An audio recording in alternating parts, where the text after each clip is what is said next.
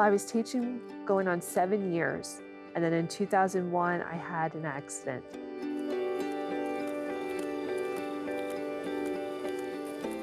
Finding a good caregiver is like a really hard thing. It's not just jumping out of bed anymore and throwing clothes on. It's depending on somebody to do your personal and your private things as well.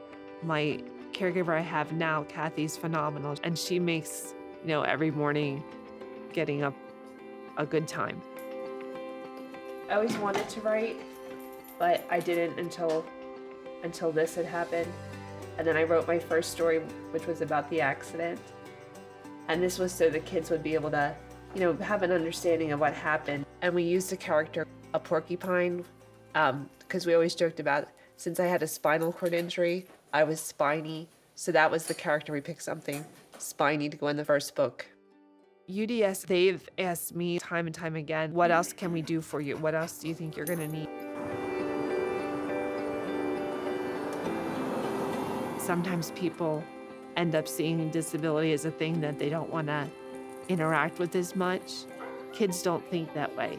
They just right away jump right in and they'll lean on your chair, they'll lean on your, take things on and off for you.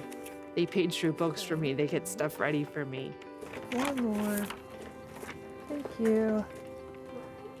She read a book about a porcupine that in a wheelchair. New opportunities. She read the worry jar. Yeah, that's the worry jar right there. I had a student that worried all the time. I would tell him to just put his worry in a jar.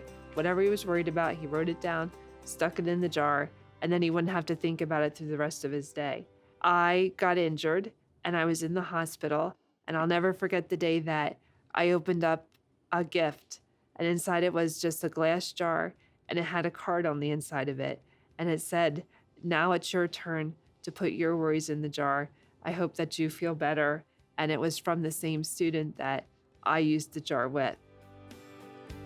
If I can change them, whether it's through my books I write or whether it's just through them coming in here and feeling empowered to learn and know that they're able to do something, that's what I'm about. UDS has been phenomenal. They're part of your extended family too. Some people develop that mindset where they're like, oh, that poor thing. And I don't think that way. I always like to say, it's not poor me. It's, I have a great life. The sky's the limit. You can do what you want.